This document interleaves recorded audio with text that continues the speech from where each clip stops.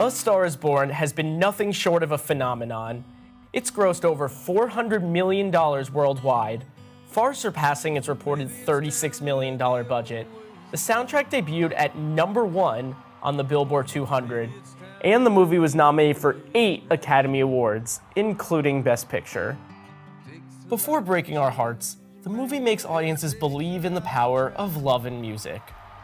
One way it did that early in the movie was through those huge concert scenes that felt real. Well, it turns out they were pretty much real. Bradley Cooper and Lady Gaga were singing live in those scenes.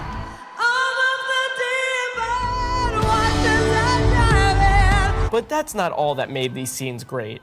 The film's sound team worked tirelessly during and after filming to make sure each sound would coalesce into the experience millions of us had in theaters.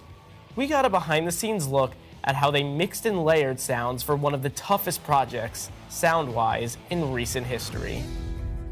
This is the movie's team of sound editors and mixers: Dean Zupanik, Steve Morrow, Tom Ozanich, and Alan Murray. The team was nominated for the Best Sound Mixing Oscar, and the film's most famous song, Shallow, was nominated for Best Song.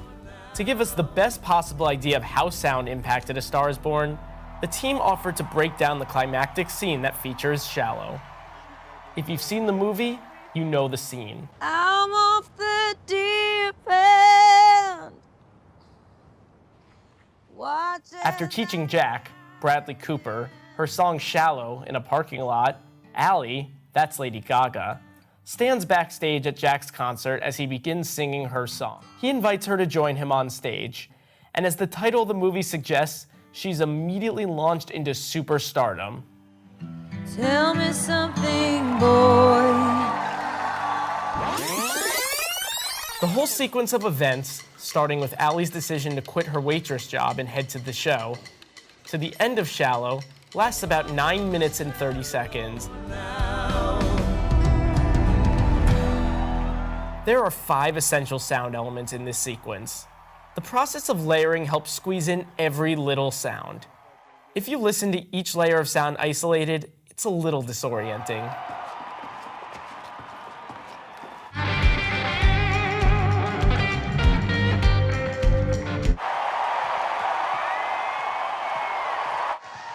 I'm gonna sing it either way, so.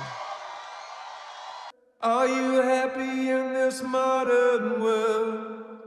There's the sound behind the stage, there's the sound on the stage, but there's also the sound into the audience, and we had to deliver on those 3 different planes. So, let's take them one by one. Without music playing, you'll hear some effects that are typically invisible, but become much more pronounced, like the sound of a car door opening and the sound of footsteps. These are known as Foley sounds.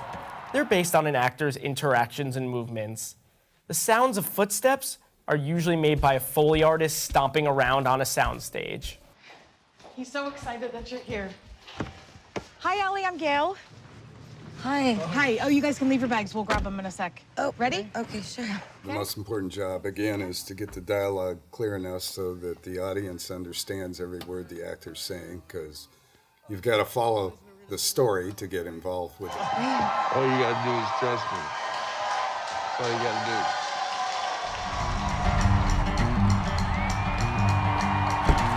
Hi, Allie, I'm Gail.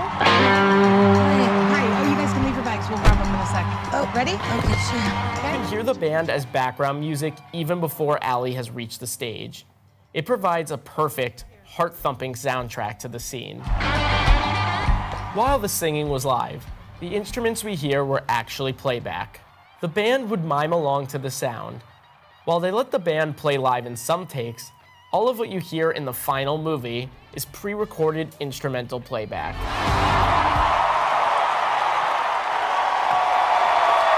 The sounds that the concert crowd make are a mix of pre-recorded digital sounds and sounds actually captured on set.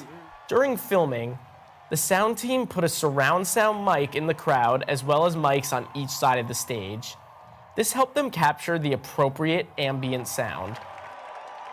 I mean, we never stopped them when we were shooting. We're just like, go for it. If you are excited, be excited. The additional crowd sounds were carefully selected from a library of sounds, and that's not as easy as it seems. You can't just use any old cheering noises. For instance, people cheering at a football game are going to sound different than the crowd at a concert.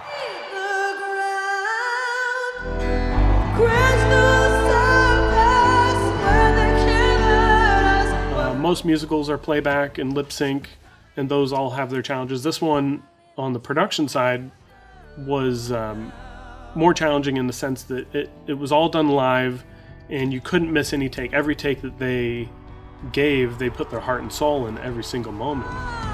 To get the crowds really going and allow viewers in movie theaters to feel like they were part of that crowd, they of course had to make sure the vocals sounded perfect. They created custom reverb, an effect that adds depth and echo to sound. We mapped the space to give the audience the feeling that all the vocals were pumped live through the venue, and you would hear it as you would hear it in the venue. And it ensures that any sounds recorded in the studio sound exactly like they were recorded on set. It's a big reason why it feels like you're actually at this show. In the end, they stitched every little sound together for an experience that constantly shifts between multiple dizzying perspectives. The screaming, the guitar riffs, the singing, the Foley footsteps make for an overwhelming, and that was the whole point.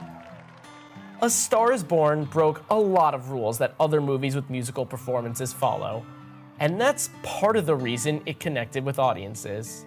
He gave us the freedom to be creative and vulnerable as well, you know, because the mixing stage, just like being on set, there might not be as much of a focus of people on us, but you're on a stage and you're scrutinized. And if you're not given the freedom to express yourself creatively and to be vulnerable, then you kind of hold back and play it safe sometimes. We were given the opportunity not to be safe.